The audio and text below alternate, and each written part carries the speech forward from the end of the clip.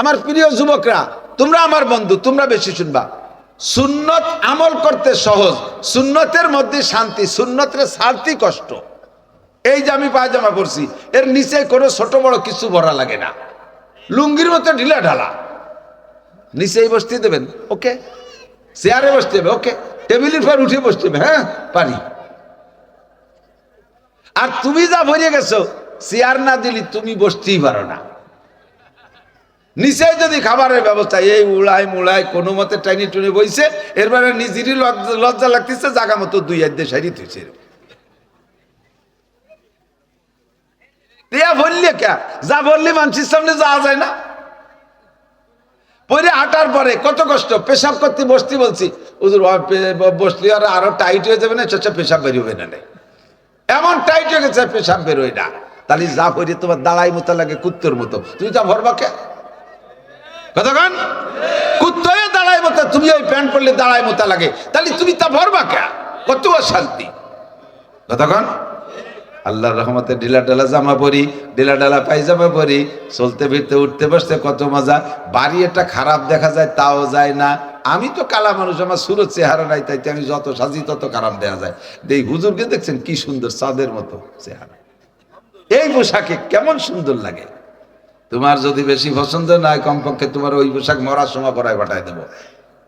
বাইসে থাকতে বললে না, মরার সময় তোমার পাঞ্জাবি পরাই দেবো, তবে ওই পাঞ্জাবিতে সেলাই দেবো না, আর সেলাইটা করিয়ে যাওয়া লাগবে। একটা পকেটও থাকবে না যে চাইলে না পয়সা নিয়ে কবরে যে বিড়ি কিনে খাওয়া, খালি হতে পাঠাই দেবো। প্রত্যেকটা সুন্নতের আমলের মধ্যে শান্তি। দাড়ি কাটতে আরাম না রাখতে আরাম? বোঝেন না? রাখতে কষ্ট না কাটতে কষ্ট? সত্যি কথা কোন তো, রাখতে কষ্ট না কাটতে কষ্ট? রাখাচ্ছি তো, রাখা হয়ে গেছে, আরো কত সুন্দর আদ্যে দেন, এরকম চাপ দিয়ে দেন, ফোম স্পঞ্জ করে। এই দাড়িকে কোনো জায়গা ছোঁয়া লাগলে সেও খুশি হবে, নরম, ঠিক না? আর দাড়ি কাটার সময় যত ভালো ধারালু ব্লেড দিয়ে কাটেন, ব্যথা একটু করবেই। আর যদি সেলুনিতে কাটান, আর আপনার পয়সা দেওয়ার অভ্যাসটা থাকে, সেলুনি যদি ফাঁকি বুকি দেন, তাহলে ও নাপিত আপনার ভালো ব্লেড দিয়ে চাইছে দেবে না। বেলেট একখান ধরছে, খরাত খরাত খরাত খরাত শব্দ হচ্ছে, মুখ লাল হয়ে গেছে। কি এরি ছাগল চুলিস নাকি? কটা আদবানে 10টা আবার নতুন বেলেট। এই বেলেট দিয়ে 3-4 জনের সেভ করছে, 5-6 জনের বগল সাফ করছে। এই বেলেট কি আর বেলেট আছে, হয়েছে কাশি হয়ে গেছে। এই আল কাটা বেলেট দিয়ে তাই দিয়ে শাস্তিছে, মুখ খান লাল করে ফেলাইছে। কে আইসা ব্যথার ব্যথা।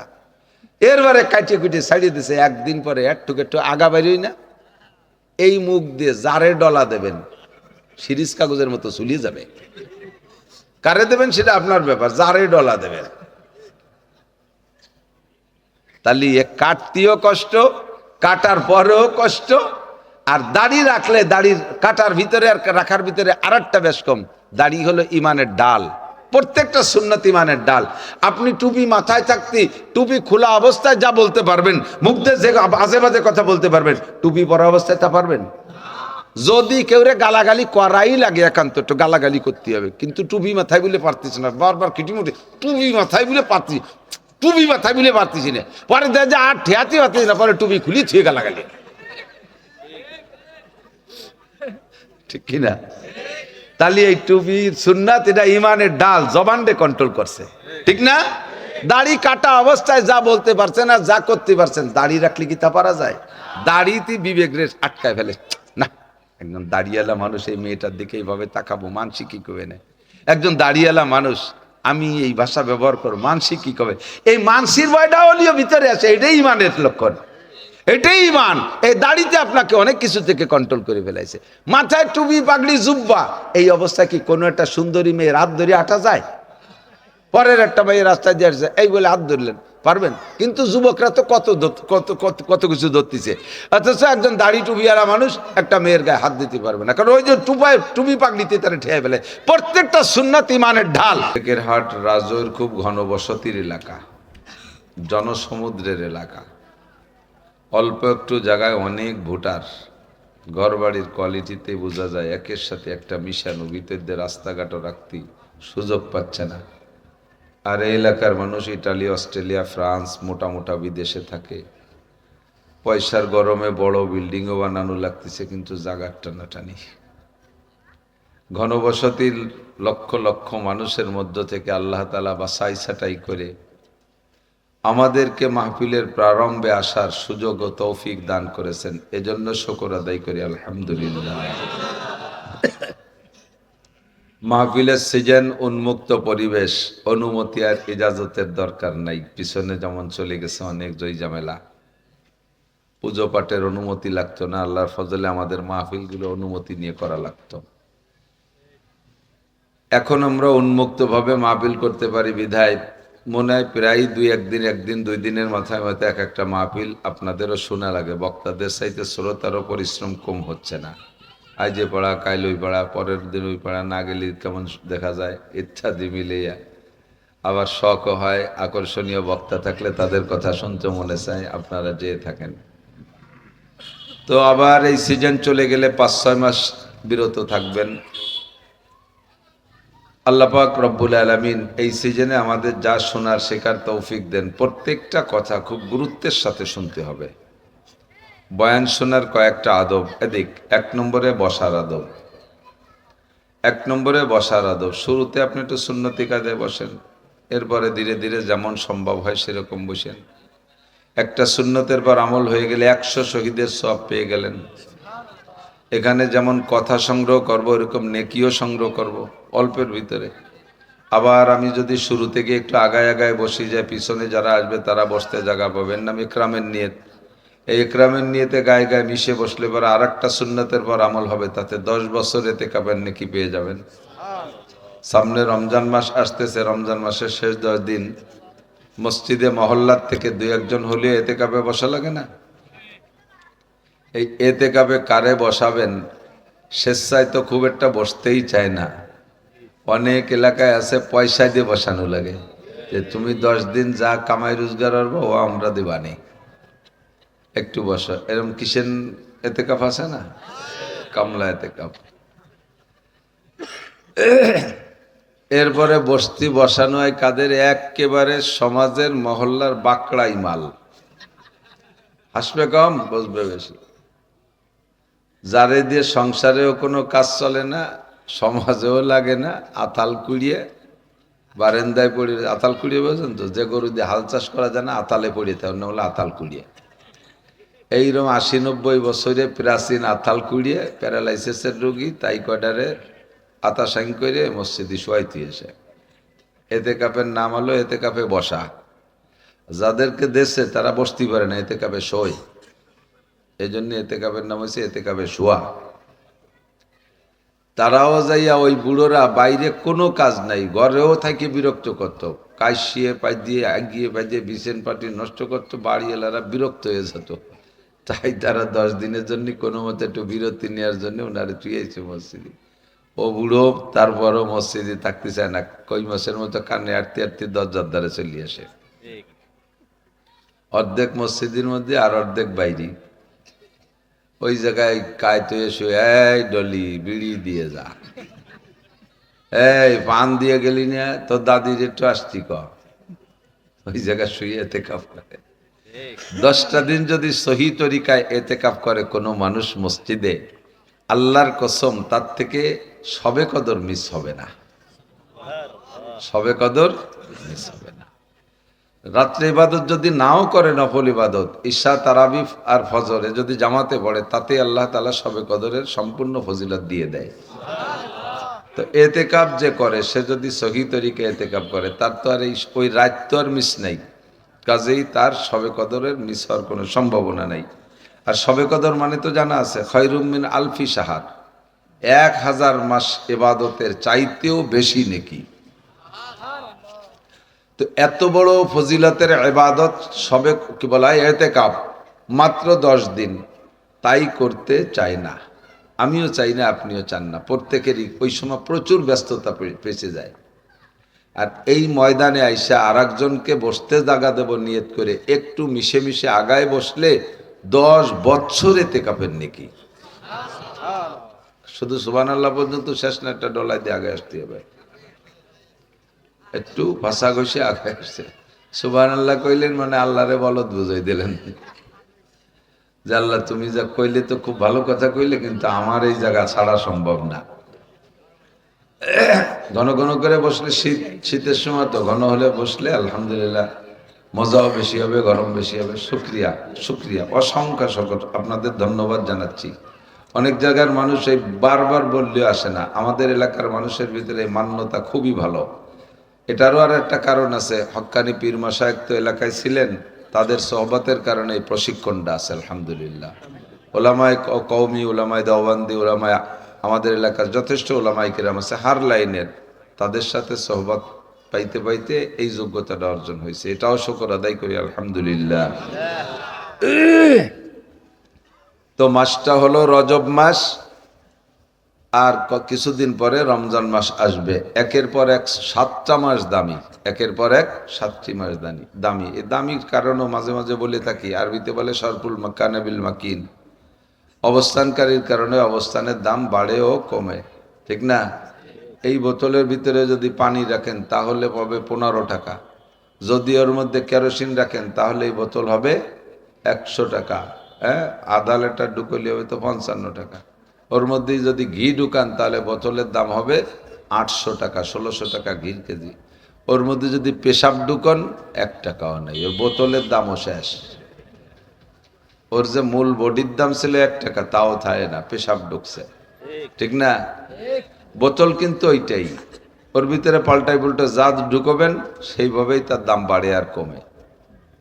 তেমনি আজকের রাতটাও রাত, 2-3 রাত আগেও একটা, 2 রাত আগেও একটা রাত গেছে, মনে আছে নাকি? না ভুলে গেছেন? 31, 30 আর 1, 31 যা হইছে। এখন প্রত্যেক এই জাতীয় গনে গনে ওই রাতগুলোকে 31, তারপরে সামনে আর একটা আসতেছে 14ই ফেব্রুয়ারি। সুবহানাল্লাহ।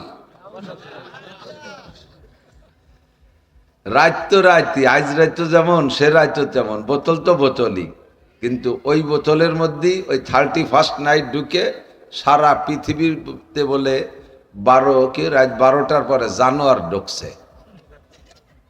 রাত 12টার পরে জানোয়ার জানোয়ার। এই জানোয়ারে ধরার জন্য পাঙ্কু পাঙ্কি যুবক যুবতী মোটর সাইকেল নিয়ে বিশ্বরোড দিয়ে কিভাবে তাড়া করে বেড়াইছে, কোন দিক দিয়ে আসে, কোন দিক দিয়ে আসে, এই জানোয়ার কোন দিক দিয়ে আসে। একবার দেখে যে ভাঙ্গা ফিরে চলে গেছে যাত্রাবাড়ি, আবার ভাঙ্গা মার্চ করে বেড়াচ্ছে জানোয়ার ধরার জন্য। জানোয়ার ঢুকেই গেছে। এই উপলক্ষে ওই রাত্রে হাজার হাজার ব্যভিচার হয়েছে, জেনা হয়েছে।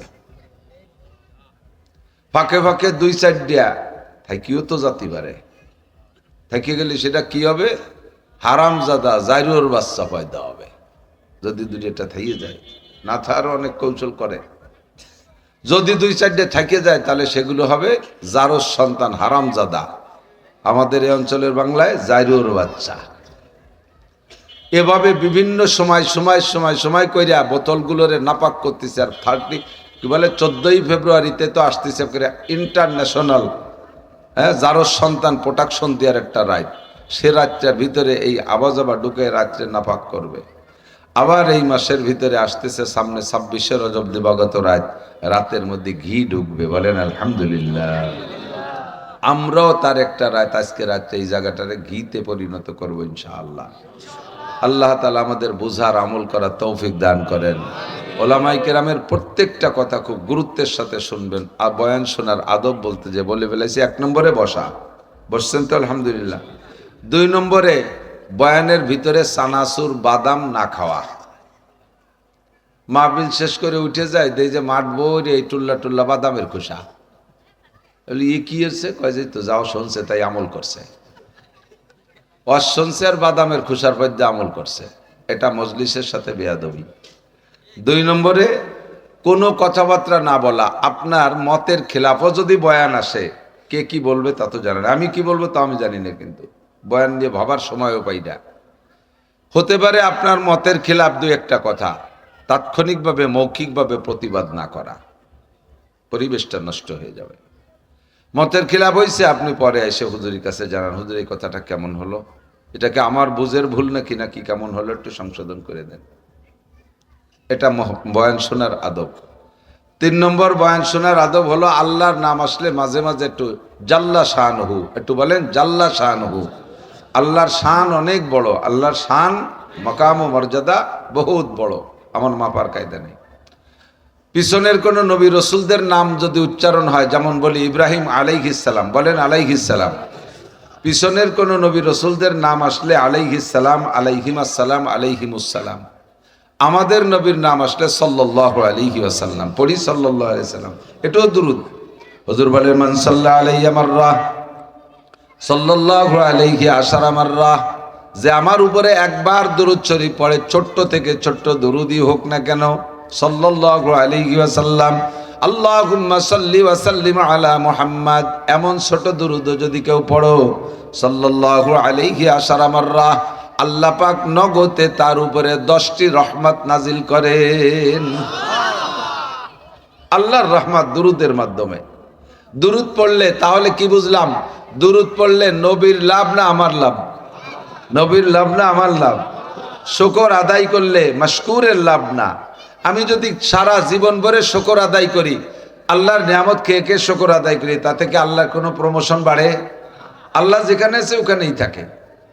আমি যদি শুকর আদায় না করি, আল্লাহর কি প্রমোশন কমে? আল্লাহর ডিমোশন হয়? চেয়ারেতে নামে কি আল্লাহ খেজুরির পাটিতে বসে?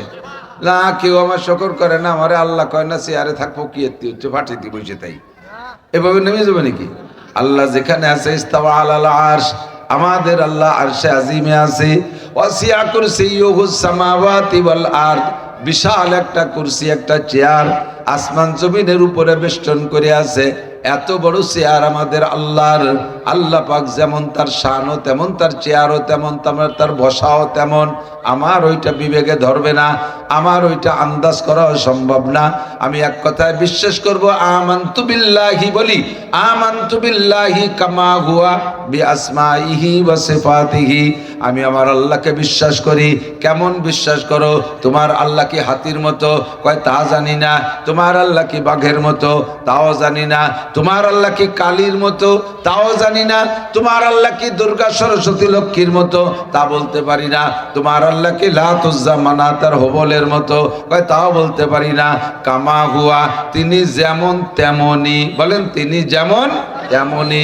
আমার এই চোখ দিয়ে সেটাকে দেখাও সম্ভব না দুনিয়ায় থাকতে, আমার এই বিবেক দিয়ে তাকে আয়ত্তে আনাও সম্ভব না। আমি এক কথায় বিশ্বাস করি, কামা হুয়া, তিনি যেমন, তবে তার শান সব চাইতে বড়। আমি যদি তার শুকর আদায় করি, আমার লাভ। লা ইন শাকারতুম লা আযীদান্নাকুম, মালিক আমারে বলে দিয়েছেন, তুমি আমার যে নিয়ামতের শুকর আদায় করবা, আমি ওই নিয়ামত বাড়িয়ে দেব।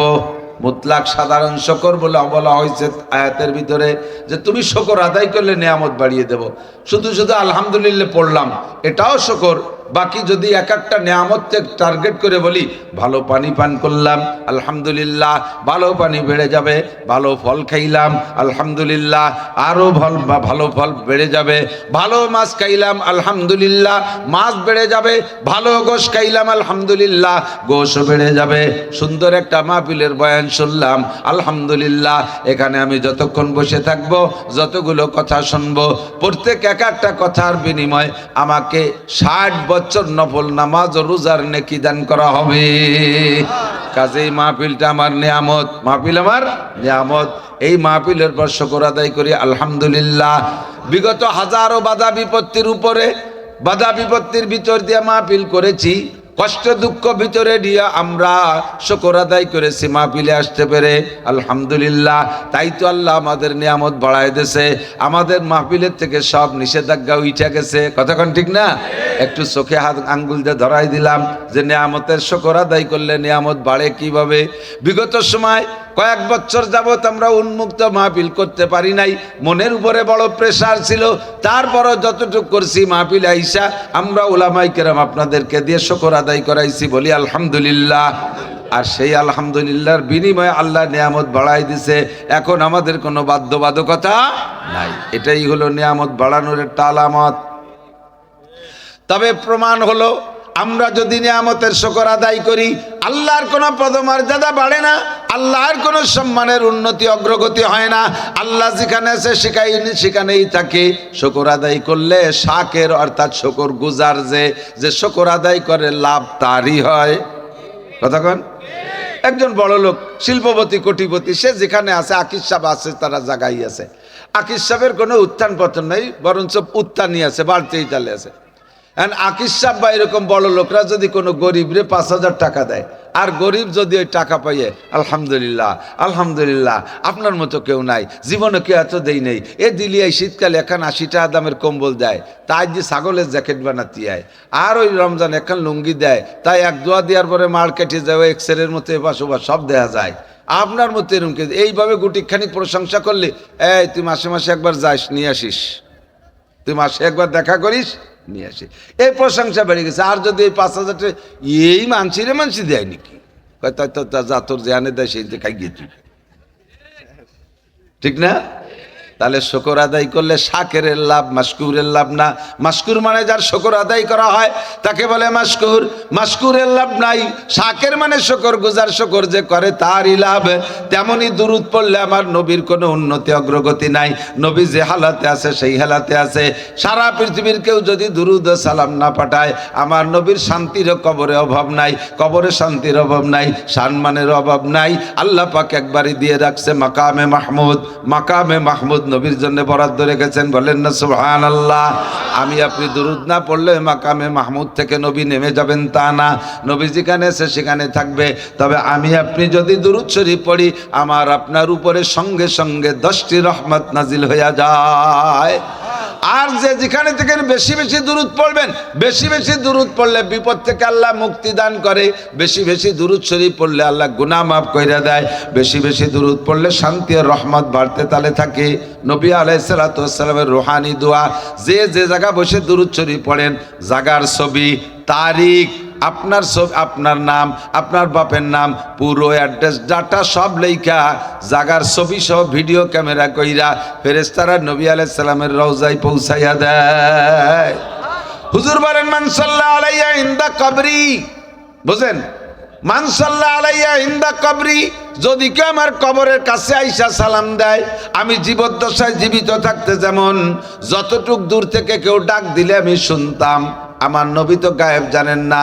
নবী পাক সম্পর্কে আল্লাহ বলেন কুল্লাউ কুনতু আলামুল গায়বা লাস্তাকসারতু মিনাল খায়র, কোরআন শরীফের আয়াত। হে নবী, উম্মতকে বলে দেন তারা ভুলের মধ্যে পড়ে যেতে পারে অথবা ভুলের মধ্যে থাকতে পারে, যে আপনিও মনে হয় গায়েব জানেন, অদৃশ্যের খবর বলতে পারেন, তাদের এই ভুলটা ভাঙ্গায় দেন। আপনি বলে দেন লাউ কুনতু আলামুল গায়বা, আমি যদি গায়েব জানতাম, লাস্তাকসারতু মিনাল খায়র, তাহলে দুনিয়ার যত কল্যাণ সব আমি অর্জন করতাম, একটা অকল্যাণ আমাকে স্পর্শ করতে পারতো না। আমি যদি গায়েব জানতাম, ওহুদের মাঠে যাই আমি পাথরের আঘাত খাইতাম না, কারণ আগের তো আমার জানা থাকতো এই দিক থেকে পাথর আসবে, আমি সে জায়গা যাইতাম না, আমি দাঁত ভাঙ্গা খাইতাম না, আমি হেলমেট ভাঙ্গা খাইতাম না। তাইবে গেলে ওই দিন মাইর খাবো, জানে শুনে কোনো মাইর খাওয়ার জায়গা জায়েজ একা একা এভাবে অসতর্কতার সাথে যাওয়া জায়েজ নাই। সতর্কতার সাথে যাওয়ার পরে যদি এসে যায় সেটা ভিন্ন কথা।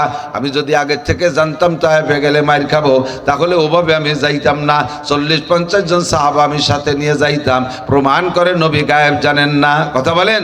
হুজুর বলেন আমি জীবদ্দশায় যে যতটুক দূরের থেকে কথা বললে আমি শুনতাম। আমার নবী মক্কায় বসে থাকেন, মদিনায় বসে থাকেন, চীন জাপানের থেকে ডাক দিলে নবী কিন্তু শুনতেন না। মানবিক যোগ্যতা হিসেবে যতটুক দূর থেকে জীবদ্দশায় ডাক দিলে আমি শুনতাম। আমি কবরে যাওয়ার পরে আমার উম্মত অতটুক দূর থেকে সালাম দিলে আমি শুনবো।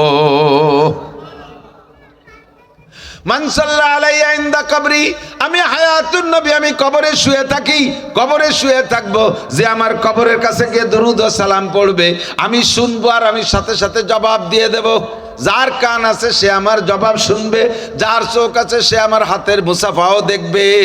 সৈয়দ আহমদ রিফাই রহমাতুল্লাহ আলাইহির ওয়াকিয়া, পাকিস্তানের চিফ জাস্টিস মুফতি তকি সাবদা আহমদ বরকাতুহু উনার ইসলাহি কুতুবাতের মধ্যে লিখেছেন, আমি উনার ওখান থেকে শুনে দেখেছি, পড়েছি নিজি চোখে।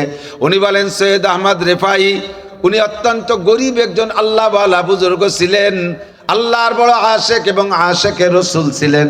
আমাদের দেশের আশেকে রসুলের মতো না, সারা বছর নামাজ নাই, রোজা নাই, হজ নাই, জাকাত নাই, ফরজ নাই, ওয়াজিব নাই, সুন্নত নাই, মুস্তাহাব নাই, দাঁড়ায় মতে খাড়ায় খায়, আইটে আইটে পায়খানা করে, দাড়ি নাই, টুপি নাই, পাগড়ি নাই, ওয়ালের গায়ে একটু আশেকে রসুল রেখে একটু রং মাখায় আর মিছিল দেয়, তার নাম আশেকে রসুল বানাইছে। এরা আশেকে রসুল না ধোঁকাবাজ? সবাই বলেন তো কি বাস? ঠিক কি ঠিক না? রসুলের আশিক প্রমাণ হইতে হলে রসুলের সুন্নাত তোমার আপাত মস্তক থাকতে, তাদের প্যান্ট পাজামার সাথে। আরে তোমার গেঞ্জি নবী পাকের গেঞ্জির সাথে মেলে না, তোমার গেঞ্জি মেলে ডোনাল্ডে কি বলা হয় মেসি আর নেইমারের সাথে, ফুটবলের প্লেয়ারদের সাথে। তোমার জামা কাপড় মেশে না, ও মহিলা তোমার পোশাক মেশে না নবীর পরিবারের পোশাকের সাথে। তোমার পোশাক মিল খায় চলচ্চিত্রের নায়িকাদের সাথে। তোমার খাওয়া দাওয়া উঠা বসা কোনো কিছু নবীর সাথে মেশে না, তোমার সব মেলে ইহুদ নাসারাদের সাথে।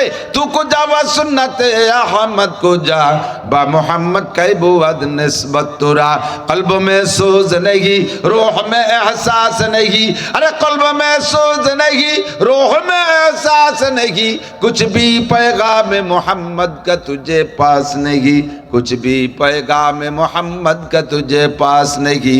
অন্তরে জ্বালা নাই শরীরে সুন্নাত নাই, এদিক অন্তরে জ্বালা নাই শরীরে সুন্নাত নাই। মুখে শুধু ইশকে রসুল, মুখে শুধু আশেকে রসুল। এমন আশেকে রসুল না সৈয়দ আহমদ রেফাই আশেকে রসুল। গরিব মানুষ হজে যাইতে পারে না, হজের সিজনে যখন হাজিরা হজে যায় প্রত্যেকবার উনার বাড়ির পাশে যাওয়ার সময় হাজিদের কাছে পাঠাইয়া দেয়, তোমরা আমার পক্ষ থেকে মুহাম্মাদুর রাসূলুল্লাহ সাল্লাল্লাহু আলাইহি ওয়াসাল্লামের রওজায় একটা সালাম দিয়ে দিও। পাগলের মতো সালাম পাঠাইতেন। হঠাৎ করে আল্লাহ পাক তৌফিক দিয়েছেন হজে যাওয়ার। মক্কার হজ শেষ কইরা এরপরে মদিনায় যে আখেরি 8 দিন যেতে হয়, এই 8 দিনের জন্য মদিনায় গেছে। আল্লাহু আকবার। ইশকে রসুল কাকে বলে, শোক কাকে বলে? আমরা ওই যে আগে একটা গান শুনতাম, আইরে কপাল মন্দ চোখ থাকিতে অন্ধ, চোখ আছে কিন্তু দেখি না, এটা কপাল মন্দের আলামত। হায় রে কপাল মন্দ, কান থাকিতে বয়রা, কান আছে শুনি না, চোখ আছে দেখি না। হায় রে কপাল মন্দ, ব্রেন থাকিতে বোকা, দুনিয়ার সব বুঝি আসল জিনিস বুঝি না, আমার ব্রেন আছে তবু আমি বোকা। কথা কন ঠিক কি ঠিক না? সৈয়দ আহমদ রেফাই যাইয়া রসুলের রওজায় যে বলতেছেন, আল্লাহু আকবার। ফি হালাতিল বউদি রূহি কুনতু উরসিলুহা, ফি হালাতিল বউদি রূহি কুনতু উরসিলুহা, তুকাব্বিলুল আরদা আন্নি ওয়া হিয়া নাইবাতি। এতদিন দূরে ছিলাম, মানুষের কাছে আমার রূহটাকে পাঠায়া দিতাম, আর আমার রূহ এসে আপনার রওজায় চুম্বন করে যাইতো। আমি আসতে পারি নাই। ফাহাদিহি দাওলাতুল আশবাহে কদ হাদারাত ফামদুদি আমিনা কাকায়ে তুক্তি বিহা শাফাতি। এতদিন রুহুরে পাঠায় দিছি, সে কি করে গেছে জানি না।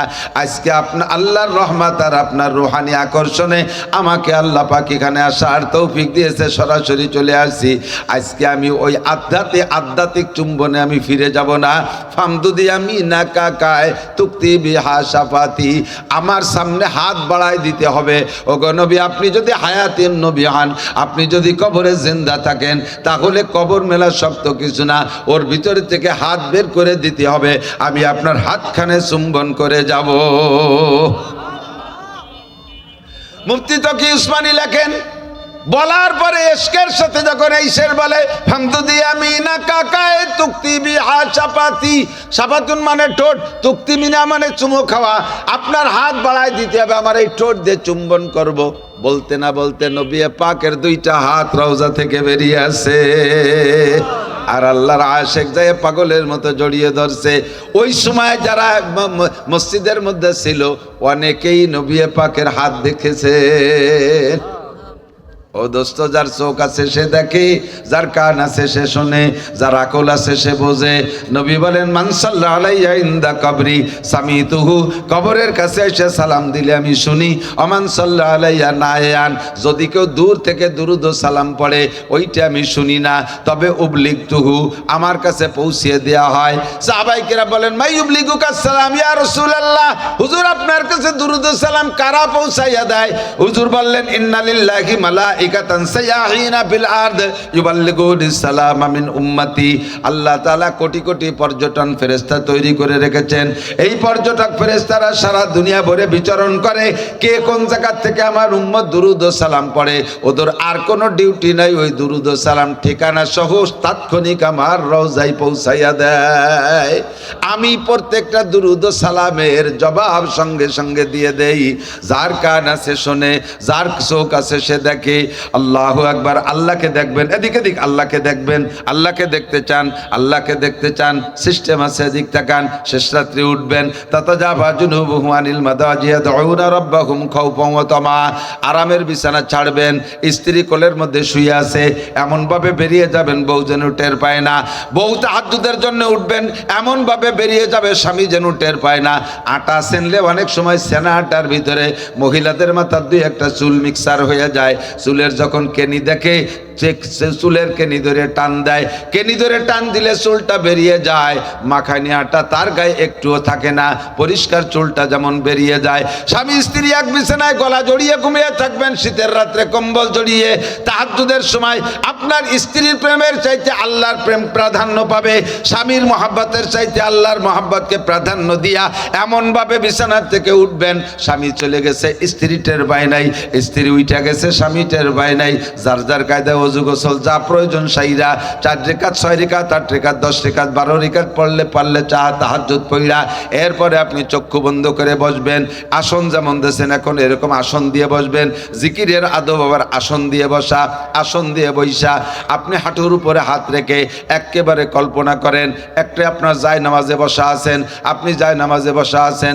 এখন আপনি কল্পনা করতেছেন যে আমি আরশে আজিমের দিকে রওনা দিছি, আমার যায় নামাজ সহ উঠে গেলাম। এই যে উঠতে উঠতে প্রথম আসমান পার হলাম, তারপরে দ্বিতীয় আসমান, 7 আসমান পেরিয়ে গেলাম। এই যে দেখা যায় সিদ বাইতুল মামুর, ফেরেশতারা মসজিদে নামাজ পড়ে, তারা যাতায়াত করে, আপনি চোখ দিয়ে দেখতেছেন চক্ষু বন্ধ কইরা। এরপরে আর এক টাইম যে আপনি উঠে চলে গেছেন, নিজেকে নিজে উঠায় নিয়ে যাচ্ছেন। যাইতে যাইতে সিদরাতুল মুনতাহা আপনার চোখের কল্পনায় থাকবে। এই যে ইব্রাহিম আলাইহিস সালাম বসা, এই যে ডান বামে পোলাপান বসে আছে, সেখান থেকে আর এক টাইম দিয়ে উঠে চলে গেছেন একেবারে সরাসরি আরশে আজিমে। আল্লাহ পাকের কুদরতি কুরসির সামনে আল্লাহ চেয়ারে বসে আছে। আমি আমার এই জায়নামাজ নিয়ে, আমার এই আসন নিয়ে আল্লাহ পাকের সামনে চলে গেছি। এবার মাথা নিচু কইরা খুব দেন খেয়ালের সাথে দোয়া পড়বেন, আল্লাহুম্মা তাকির কলবি আন গায়রিক। আল্লাহ আইছি তোমার বাড়ি, অন্তরে থেকে বোর মোহাব্বত বের করে দাও, অন্তরে থেকে ছেলের মোহাব্বত বের করে দাও, অন্তরে থেকে টাকা পয়সার মোহাব্বত বের করে দাও। আল্লাহ দোকানপাটের ব্যবসা বাণিজ্যের মোহাব্বত বের করে দাও, মেম্বারি চেয়ারম্যানি স্বাদ আমার অন্তর থেকে বের করে দাও। আল্লাহুম্মা তাকির কলবি আন গায়রিক। দুনিয়ার সব মোহাব্বত অন্তর থেকে বের করে পাক করে দাও। অনাব্বির কলবি বিনুরি মারিফাতিকা। আজকে তোমার নূরকে সামনে করে নিয়ে বসেছি, আমার সিনাটাকে তোমার নূর দিয়ে মুনাব্বার করে দাও। অনাব্বির কলবি বিনুরি মারিফাতিকা। ইয়া আল্লাহ, ইয়া আল্লাহ, ইয়া আল্লাহ। 3টে ডাক দিয়ে আপনার সম্পূর্ণ ধ্যান থাকবে আমি আল্লাহর সামনে। এবার জিকির শুরু করে লা ইলাহা ইল্লাল্লাহ, লা ইলাহা ইল্লাল্লাহ, লা ইলাহা ইল্লাল্লাহ। পর্দায়ে হস্তি अगर सु जीबना रे लाइला আজমাবে পর্দা বিনি নূরে ইল্লাল্লাহ রা। কিছুক্ষণ জিকিরের পরে আল্লাহ পাক আর আপনার মাঝখানে যে পর্দা ছিল, আল্লাহ পর্দা সরায় দেবে, ফেরেশতাদেরকে বলবে হে ফেরেশতারা পর্দা সরায় দাও, আমার বান্দা আমার সামনে চলে আসে, আমি এখন এখানে আর পর্দার আড়ালে থাকবো না। আজমাবে পর্দা বিনি নূরে ইল্লাল্লাহ রা। ওই সময় আপনি বিনা পর্দায় সরাসরি আল্লাহকে আপনার চোখ দিয়ে দেখতে পারবেন। এই মোহাব্বতে যদি একবার জড়াই যাইতে পারো যুবক, দুনিয়ার কোন সুন্দরী নারীর প্রেমে তুমি পড়বা না। প্রিয়াঙ্কা চোপড়ারও যদি তোমার সাথে বিয়ে দেয়, তার চোপড়া তুমি লাথে ভেঙে ফেলাই দিবা, কারণ আল্লাহর প্রেমে জড়াইছো। আল্লাহর প্রেমের চাইতে ভালো প্রেম হতে পারে না, কতক্ষণ ঠিক ঠিক না? আল্লাহর প্রেমে পড়বা, তেমনই নবী পাকের কল্পনা করে জিকির করবা। আর সরাসরিও ভাবে না দেখলেও জীবনে একটা বার হলেও স্বপ্নে দেখতে পারবা। স্বপ্নে দেখলে লাভ কি? হুজুর কয় মান রানি ফিল মানাম, যে আমারে স্বপ্নে দেখে রানি হাক্কা, সে সম্পূর্ণ সহি দেখে, ইন্না শাইতানা ইয়াতামাসসালু বিল্লাহ, শয়তান আল্লাহর রূপ ধারণ করে বান্দারে ধোঁকা দিতে পারে। ওয়ালা ইয়াতামাসসালু বিআল্লাহ বিআশ শয়তান, শয়তান আমার রূপ ধারণ করতে পারে না। মানে এ জায়গা আল্লাহ কি নবীর চেয়ে দুর্বল হয়ে গেল? কয় তা না, আল্লাহ কয় আমার রূপ কেউ ধারণ করলে তাতে আমার কিচ্ছু আসে যায় না, ওরও কোনো পদমর্যাদা বাড়ে না। কিন্তু আমার নবীর রূপ ধারণ করে যদি উম্মতরে ধোঁকা দেয় তাহলে সেখানে উম্মত ক্ষতিগ্রস্ত হয়ে যাবে। এই জন্য আমার রূপ নিয়ে শয়তান অনেক জনের বাড়ি বাড়ি যায় ধোঁকা দিতে চাইবে, দিলেও দিতে পারবে, কিন্তু নবীর রূপে শয়তান রূপান্তরিত হতে পারে না। এজন্য হুজুর বলেন যদি কেউ আমাকে স্বপ্নে দেখে রাআনি হাক্কা, সে আমারে হকই দেখবে। জি হুজুর আপনারে স্বপ্নে দেখলাম, হক দেখলাম, লাভ কি? হুজুর বলেন মান রাআনি, এই যুবক আমার দিক, মান রাআনি ফিল মানাম রাআনি ইয়াউমাল কিয়ামা, যে আমাকে স্বপ্নে দেখবে সে কিয়ামতেও আমাকে দেখবে। হুজুর আপনারে কিয়ামতে দেখলে লাভ কি? হুজুর কয় আমারে দেখলে লাভ কি? মানে কিয়ামতের মাঠে সবাই আমারে দেখতে পারবে না, আমার সাথে যার দেখা হবে, আমার সাথে যার দেখা হবে, আমি যাকে দেখব ওয়াজাবাত লাহু শাফাআতি, তাকে সুপারিশ করে জান্নাতে নেওয়া আমার জন্য ওয়াজিব হইয়া যাইবে। আমার নবী এমন নবী, জীবদ্দশায় দেখলেও আমার সম্মান বাড়ে, স্বপ্নে দেখলে আমার নবীকে আমার সম্মান বাড়ে, আমার লাভ আছে। কতক্ষণ কাজী নবী পাককে স্বপ্নে দেখার একটা দুরূদ শরীফ শিখাই দেই, পরিষ্কার করে বলবো ইউটিউব থেকে, কালকে ওয়াজের থেকে এটা নামাইয়া সংগ্রহ করবেন, মুখস্থ করবেন, একবার বললে পারবেন না। আল্লাহুম্মা সাল্লি আলা, আমার সাথে একবার পড়ে নেন, আল্লাহুম্মা সাল্লি আলা রূহি মুহাম্মাদিন ফিল আরওয়াহ ওয়া আলা জাসাদি মুহাম্মাদিন ফিল আজসাদ ওয়া আলা কবরি মুহাম্মাদিন ফিল কুবুর। মাত্র 3 কথা, মেরা কঠিন না। আল্লাহুম্মা সাল্লি আলা রূহি মুহাম্মাদিন ফিল আরওয়াহ ওয়া আলা জাসাদি মুহাম্মাদিন ফিল আজসাদ ওয়া আলা কবরি মুহাম্মাদিন ফিল কুবুর। এই দুরূদ শরীফ যদি আপনি ওযু সহকারে পাক বিছানায় শুইয়া হালাল খানা খাবেন, সুদে টাকা খাতে পারবেন না, ঘুষে টাকা খাতে পারবেন না, মদ গাঁজা বিড়ি সিগারেটের অভ্যাস থাকলে ছাইয়ে দিতে হবে, ঘুমে বেপরদার পরিবেশ করতে পারবেন না, ব্যবসা বাণিজ্যে ধোঁকা ফাঁকি দিতে পারবেন না, এক কথায় হালাল খাইবেন, হারাম খাইতে পারবেন না, আর নিয়মিত নামাজ কালাম পড়বেন। আপনি পাক বিছানায় উত্তর দিক মাথা দিয়া, বাংলাদেশ থেকে উত্তর দিক মাথা দিয়া ডান কাতে শুয়ে যদি পারেন বিছানায় শুয়ে 40 বার, না পারলে কমপক্ষে 10 বার, না হয় কমপক্ষে রেগুলার 3 বার করে পড়েন। একটা দিনও কাজা করবেন না, ইনশাআল্লাহ 40 দিন পার হইতে না হইতে দেখবেন রহমতে আলম নবীকে আপনি স্বপ্নে দেখতেছেন। আর হুজুরকে একবার স্বপ্নে দেখলে আমার কপাল খুইলা গেল, কিয়ামতে নবীর সাথে দেখা হবে, নবীর সুপারিশ নসিব হবে, মরণকালে ইনশাআল্লাহ কলেমা নসিব হবে। বলেন আমিন। আল্লাহ আমারে কবুল করুক। এই জন্য নবী আলাইহিস সালামের নাম শুনলে কি পড়বো? সাল্লাল্লাহু আলাইহি সাল্লাম। বয়ান শোনার আদব বলতে যে ছড়াই বড়াই নইছি, এটা বক্তাকে বদ অভ্যাস। 2 নম্বর, সাহাবায়ে কিরামদের নাম যদি বলি আমরা, যেমন আবু বকর, কি বলবেন? রাদিয়াল্লাহু আনহু। এগুলো বয়ান শোনার আদব। বাদাম খা বয়ান শোনার আদব না, সানাসুর খা বয়ান শোনার আদব না। রাদিয়াল্লাহু আনহু একজন হইলে রাদিয়াল্লাহু আনহু, 2 জন পুরুষ সাহাবার নাম হইলে রাদিয়াল্লাহু আনহুমা, 2 জন নারী হইল রাদিয়াল্লাহু আনহুমা। একজন মহিলা সাহাবার নাম যেমন আয়েশা রাদিয়াল্লাহু তাআলা আনহা, একটু বলা শেখেন না, রাদিয়াল্লাহু তাআলা আনহা। একজন মহিলা সাহাবার নাম হইলে রাদিয়াল্লাহু আনহা, 2 জন হলে আনহুমা, আর 2 এর অধিক হইলে রাদিয়াল্লাহু আনহুন্না। আয়েশা ফাতেমা খাদিজা, আয়েশা ফাতেমা খাদিজা রাদিয়াল্লাহু আনহুন্না, 2 এর অধিক হয়ে গেছে আনহুন্না। আর 2 এর অধিক সাহাবার পুরুষের নাম হইলে রাদিয়াল্লাহু আনহুম। কোন বুজুর্গর নাম আসলে রহমাতুল্লাহ আলাইহি, যারা মারা গেছেন তাদেরকে নাম আসলে হাজী শরিয়তুল্লাহ রহমাতুল্লাহ আলাইহি, শামসুল হক ফরিদপুরি রহমাতুল্লাহ আলাইহি, আহমদ শফি সাহেব রহমাতুল্লাহ আলাইহি। এই বুজুর্গনের দিন আমাদের পীর সাহেব টেকেরহাটের পীর সাহেব মারা গেছেন, ওনার নাম বললে আমরা বলবো রহমাতুল্লাহ আলাইহি, পারা যাবে না? এটা ওনাদের জন্য দোয়া। আর জীবিত কোন বড়দের নাম, আলেমদের নাম আসলে বারাকাল্লাহু ফি হায়াতিহি দামাত বারাকাতুহুম আতালাল্লাহু উমরা ইত্যাদি ইত্যাদি বলা যায়। এগুলো মজলিসের আদব, বয়ান শোনার আদব। মজলিসে কি বলা হয়? তালিবে যান, তবলিগে যান, এই কথাগুলো কিন্তু শেখায়, তালিমের আদব আছে না, আছে না? এই কথাগুলো মনে রাখবেন। কাজেই আমাদের এখানে যতবার দুরুদ হবে, নবী পাকের নাম উচ্চারণ হবে, আমরা পড়বো সাল্লাল্লাহু আলাইহি ওয়াসাল্লাম। আপনার লাভ, আমার, ঠিক আছে? যুবকরা তোমরা দূরেই ওখানে দাঁড়াইছে, তোমরা কি ভলেন্টিয়ার নাকি, অন্য দায়িত্ব আছে নাকি? আসো এদিকে আসো, শোনো আসো আসো আসো। উপরে বসলি দাম বাড়ে না, ব্যান কটটুক উপরে, ব্যান উপরে বসলি দাম বাড়ে। ওই যে জন্মগুড়ে যে দাও গাছের উপর দিয়ে কারা, নিচে কারা, জন্মগুড়ে গাছের উপরে কারা, কতক্ষণ নিচে, তাহলে উপরে উঠছে বলে দাম বেড়ে গেছে নাকি? নিচে নামলি দাম বাড়ে, কচুরি ভাতে উপর দিয়ে মণিমুক্তা পানির নিচে যায়। আমরা উপরে উঠছি বলে দাম বাড়িয়ে গেছে তা না, তো উপরে না বসলে কথা মুখ দেখা যায় না, তাই নইলে আমিও উপরে বসার পক্ষে না, আমিও নিচের দলে বসতে পছন্দ করি। আল্লাহ পাক আমাদের তৌফিক দান করে, সবাই বলে আমিন। আল্লাহ, ছোট্ট কথা, 2-4 কথা, বেশিক্ষণ তো সময় দিতে পারবো না, বলছি না পরিশ্রম কি পরিমাণ। একটুক পথ যদি কেউ গাড়িতে অতিক্রম করে, ও আইসে 1-2 দিন বিশ্রাম নেবে, এদিক ওদিক বেরোবে না। 24 ঘন্টা না, 48 না, 48 ঘন্টার ভিতরে 2.5 ঘন্টা ঘুমাইছি, আর 48 ঘন্টার ভিতরে 48 ঘন্টা মিলিয়ে 2.5 ওয়াক্ত তো হবে খাইছি। 2 ওয়াক্ত একটু ঠিক করে খাইছি, 1 ওয়াক্ত একটু রুটি মুটি দিয়ে কাটাইছি। এই 48 ঘন্টার ভিতরে 2 দিন, 2 রাত 2 দিনের মধ্যে, আর 850 কিলোমিটার পথ অতিক্রম করছি। কতটা সম্ভব? স্যাসিস তো দেখতেছেন, স্যাসিসও সুবিধে না, দুর্বল, চোখে ঘুম ভেঙে নিয়ে আসতেছে।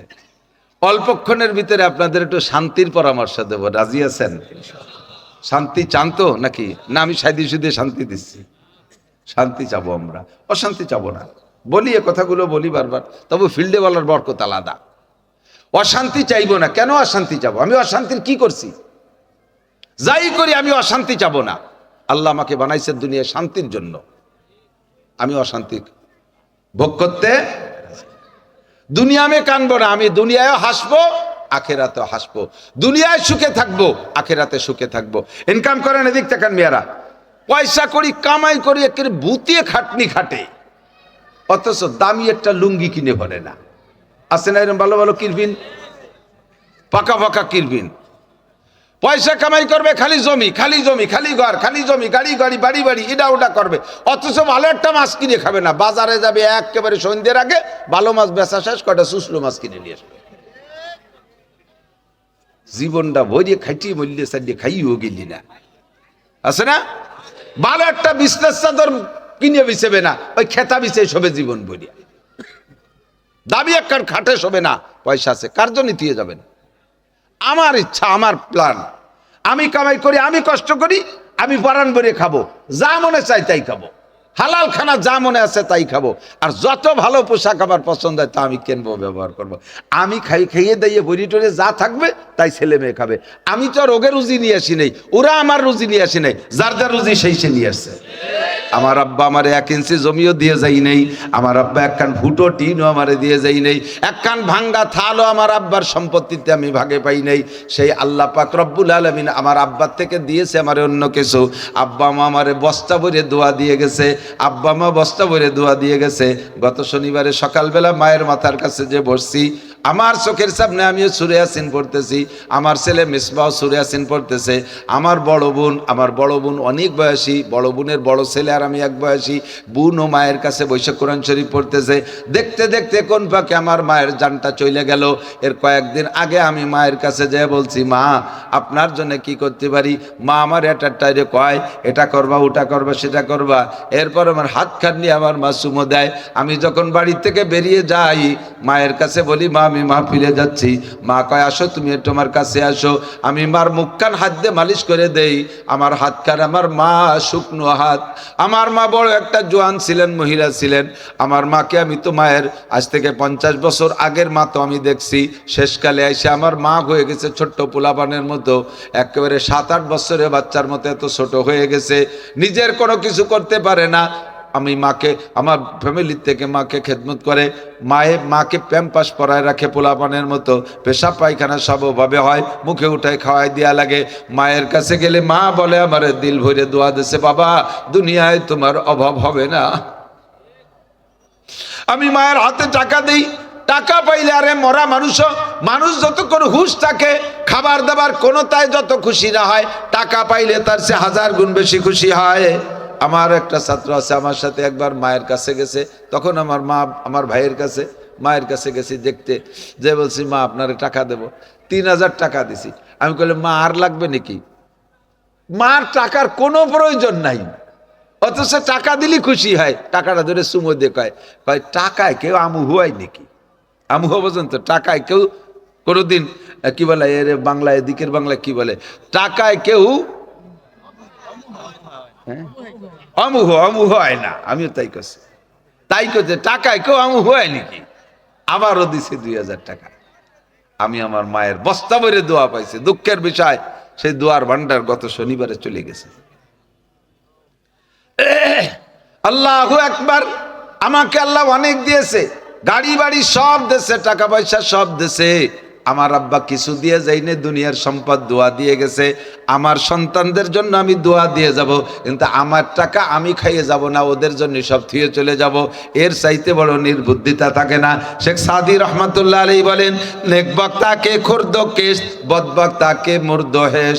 ভাগ্যবান ওই লোকটা যে কামাই করলো পরাণ ভরে খাইয়ে গেল, কামাই করলো পরাণ ভরে পড়ে গেল, কামাই করলো পরাণ ভরে উপভোগ করে গেল, আর আখেরাতের জন্য গরিব মিসকিন ভালো জায়গা দান খয়রাত কইরা আখেরাতের পুঁজিও জোগাড় করে গেল।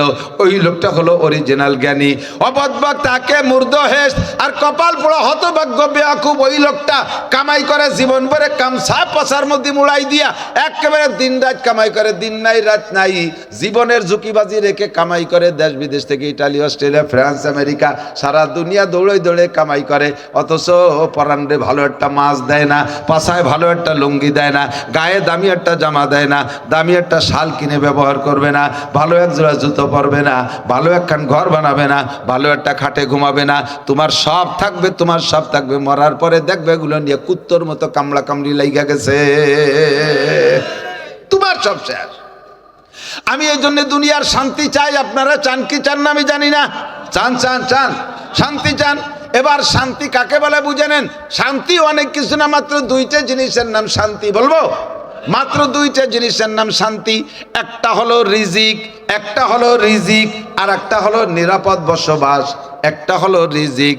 টোটাল শান্তি দুই ভাগে বিভক্ত। আবার বলি খেয়াল করেন, আবার খেয়াল করেন, আবার এদিক খেয়াল করেন। টোটাল শান্তি দুই ভাগে বিভক্ত। দুইটা জিনিসের সম্মিলিত নাম হলো শান্তি। অর্ধেক হলো রিজিক। রিজিক মানে ভাত না খালি, রিজিক মানে আমার দৈনন্দিন জীবনযাপনে যাহা কিছু লাগবে সব কিছুর নাম রিজিক। জামা কাপড়, ভাত কাপড়, ফল ফ্রুট, ঘর বাড়ি, জাগা জমি, যা কিছু দরকার সব কিছুর নাম রিজিক। এগুলো অ্যাভেলেবেল উপস্থিত থাকা, এইটা হলো সুখের শান্তির অর্ধেক। আর অর্ধেক হলো সব আছে কিন্তু নিরাপত্তা নাই। কোটি কোটি টাকার মালিক দরজা খুলে ঘুমাইতে পারে না, রাস্তা দিয়ে একা একা হাঁটতে পারে না। নেতা হওয়ার পরে এমনি স্বাভাবিক আছে, যখনই নেতা হয়ে যাবে তখনই তার তেনা ছিঁড়িয়ে যাবে, আর নিরাপত্তা নাই। কতক্ষণ দলবল নিয়ে, সাথে রিভলভার আর পিস্তল নিয়ে কালকের পোলা পান একটু আন্দোলন করে শেখ হাসিনারে তাড়াই দিতে পারছে। এখন তাদের আত্মহেফাজতের জন্য গানম্যান লাগবে। আগে কত জায়গা রাস্তাঘাটে শুয়ে থাকতে তোমার গানম্যান ছিল মশা, মশায় তোমারে গান মারতো। এখন একটু নেতা হওয়ার সাথে সাথে নিরাপত্তা শেষ, এখন গানম্যান লাগবে সাপোর্টের জন্য। এই গানম্যান ব্যবহার করা লাগবে না। শান্তিতে, সুখে শান্তিতে, নিরাপদে ঘরে থাকবেন, রাস্তায় চলবেন। ফাঁকা রাস্তা দিয়ে 20 কিলোমিটার রাস্তা, সুন্দরী মেয়ে রাস্তা দিয়ে হেঁটে যাবে, কোনো যুবক তার দিকে কিক মারবে না, কুক মারবে না। 1 কোটি টাকা মোটর সাইকেলের পিছনে বস্তা বইরা 100 কিলোমিটার পথ রাতের অন্ধকারে চালায় যাবেন, রাস্তায় কেউ শালা দুলোবাই করে ডাক দেবে না। এই হলো নিরাপদ জীবনযাপন।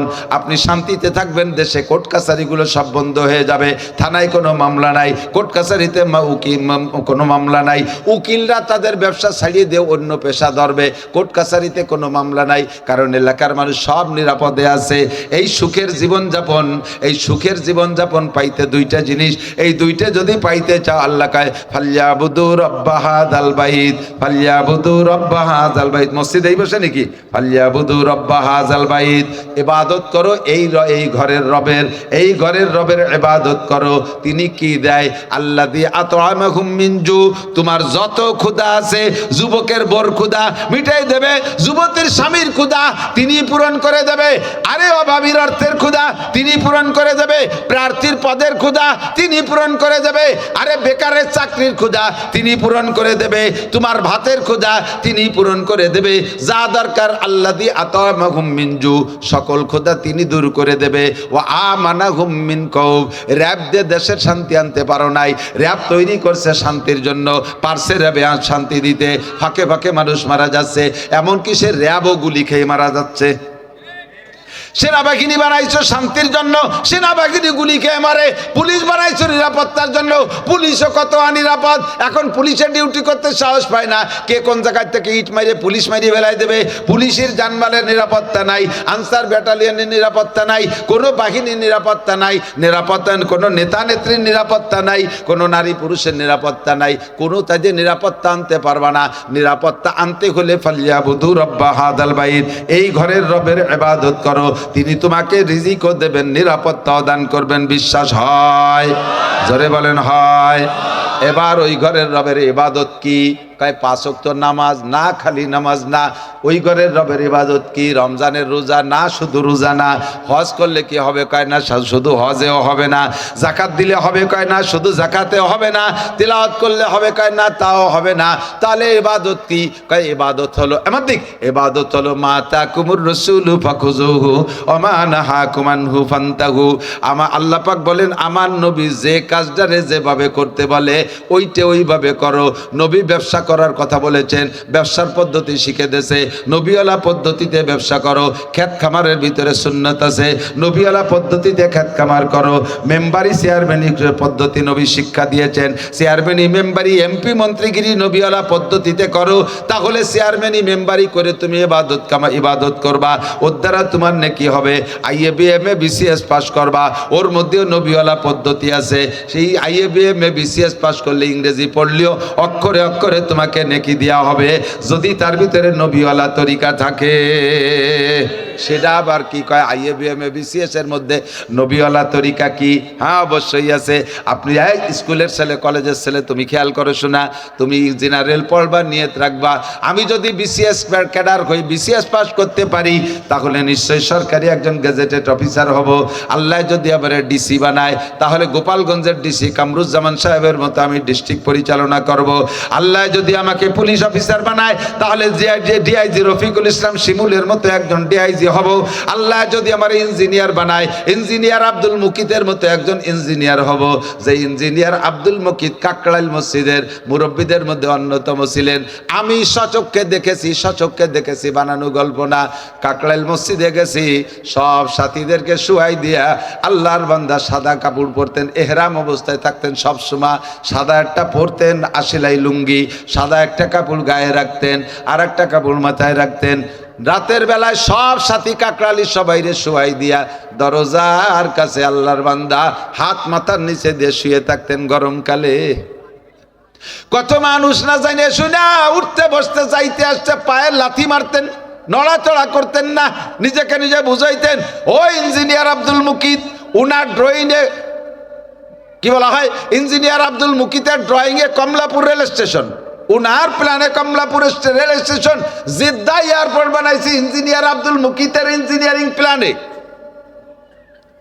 সারা পৃথিবীর বাছাই করা কয়েকজন ইঞ্জিনিয়ারের একজন ইঞ্জিনিয়ার আব্দুল মুকিত।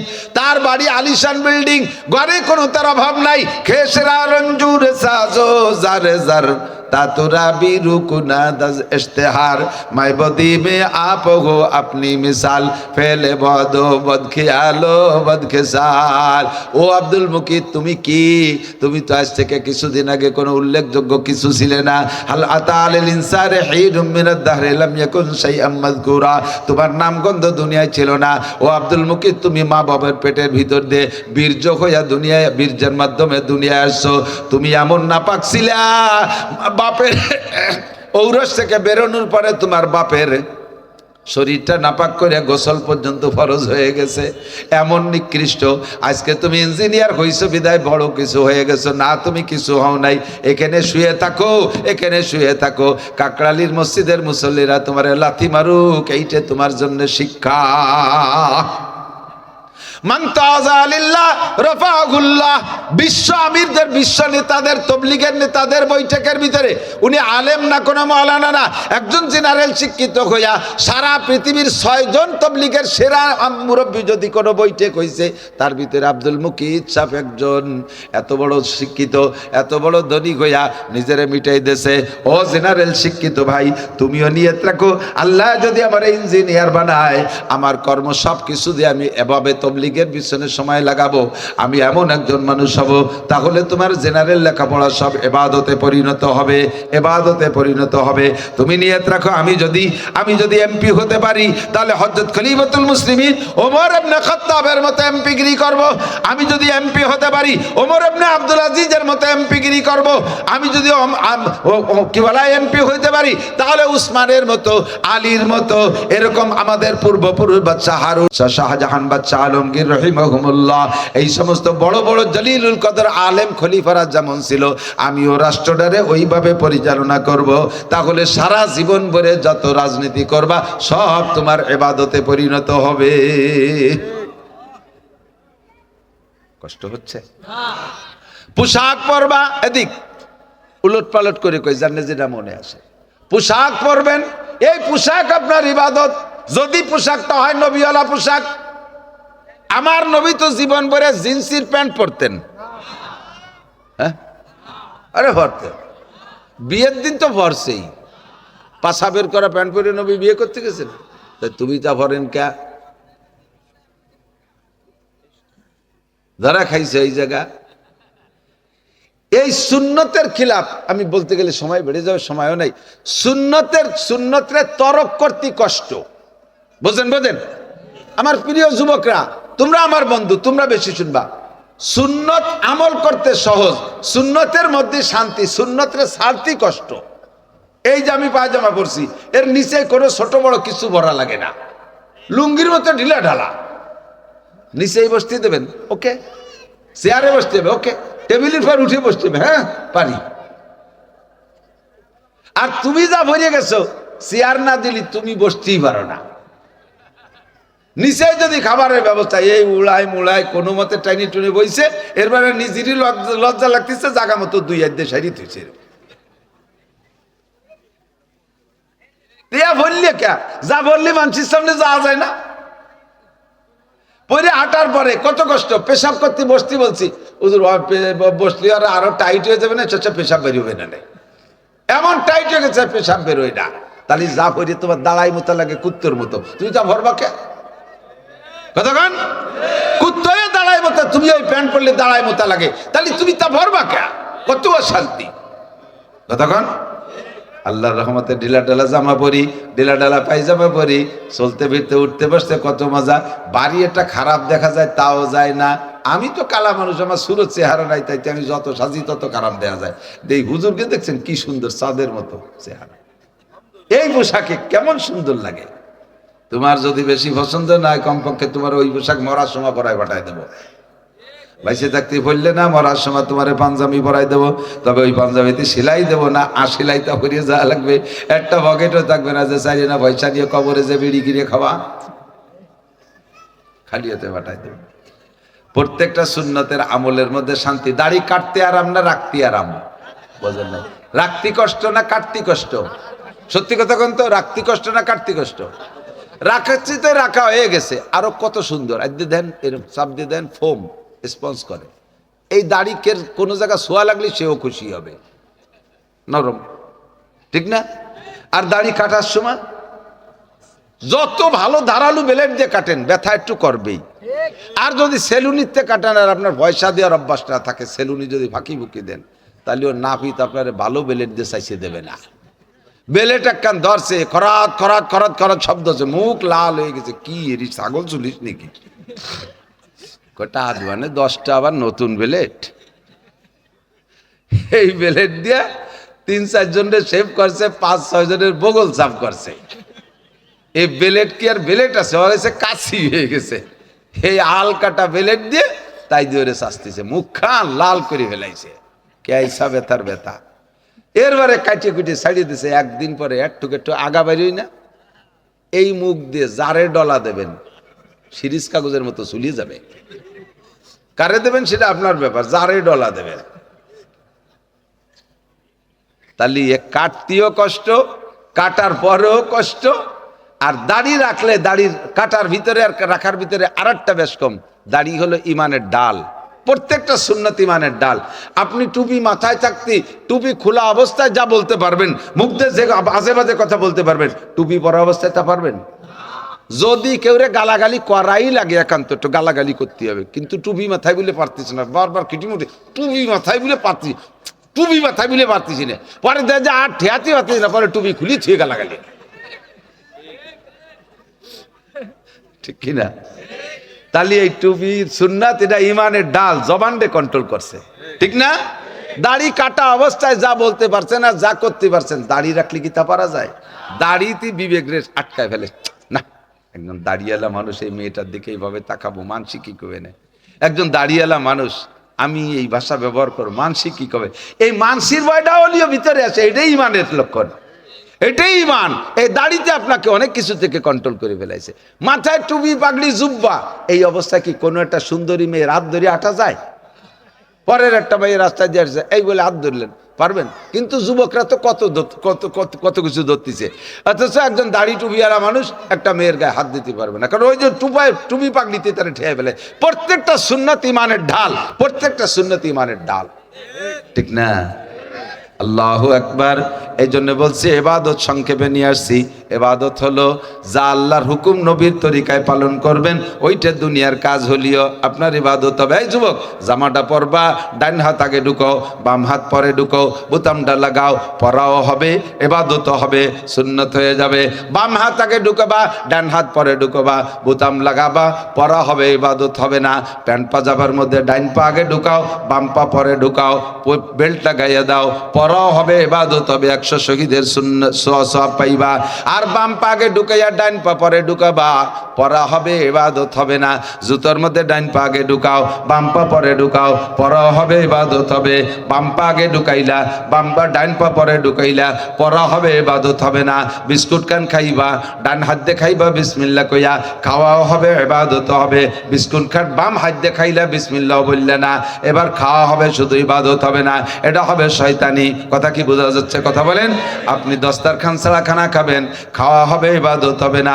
দস্তারখান বিছে খানা খাবেন, খাওয়াও হবে, ইবাদত হবে, খাওয়াও হবে, ইবাদত হবে। এইভাবে আমার সব কাম কাজকে ইবাদত বানায় নেব। ফালিয়াবুদু রব্বা হাযাল বাইত। আসন্ন সামনে জাতীয় নির্বাচন, যেহেতু সামনে আর বেশি লম্বা কথা বলার সময় নাই, আসলটুক বাদ পড়ে গেল, পারলাম না কইতে, একটু সোয়া দিয়ে তুই চলে যে আসেন। এই সামনে নির্বাচন, নির্বাচন করা ইবাদত হবে, নির্বাচন করা ইবাদত হবে। আবার একদল আছে কয় কি এই গণতন্ত্র জায়েজ নাই, সময় বাড়িয়ে যাবে, পাইরি উঠতেছি রে, একটার সাথে একটা জড়াই নো শিখি দিয়ে কি বাঁধি গেল, এদিক দেখেন, তারপরে না কই পারতেছি না। খেয়াল করেন, খেয়াল করেন, গণতন্ত্র হারাম এ বলার একদল আছে না, করে কথা কন।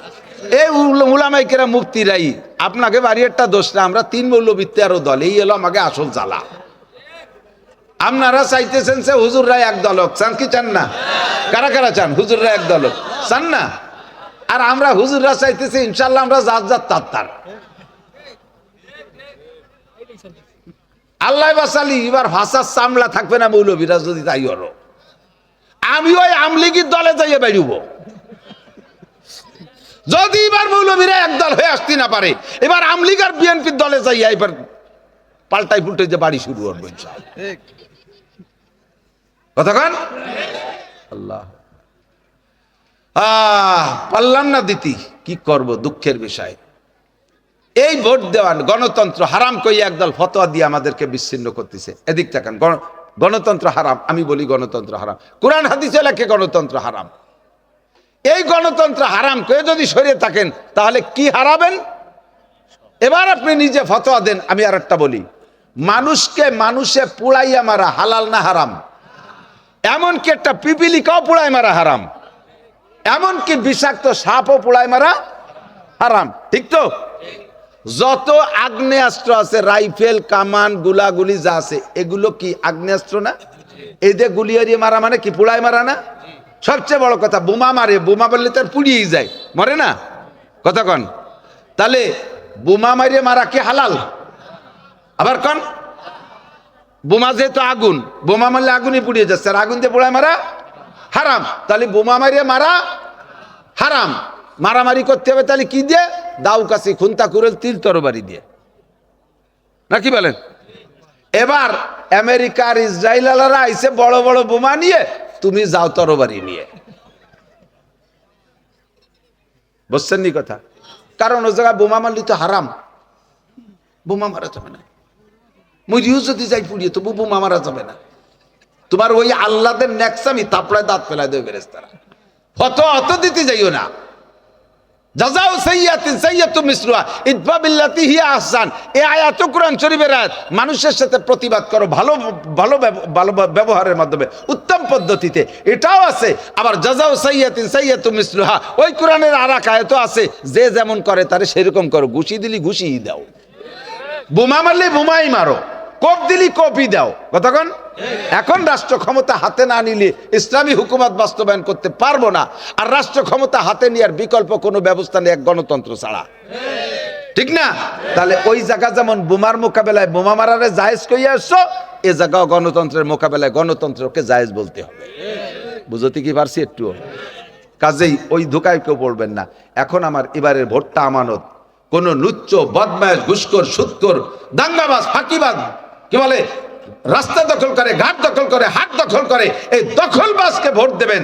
আর এই দখলবাজ এখানে বসে এই দখলদারি করতে থাকবে। আপনি টুক করে ভোটটা দিয়ে কাবা শরীফে যাইয়ে বসে রয়েছেন, হেরেম শরীফে, আল্লাহ আমি ভালো জায়গায় আর ভোট দিয়ে যাইয়ে কাবা ঘরে বসে রয়েছেন, আর ওই নুচ্ছ হেনে নুচ্ছমি হতেছে।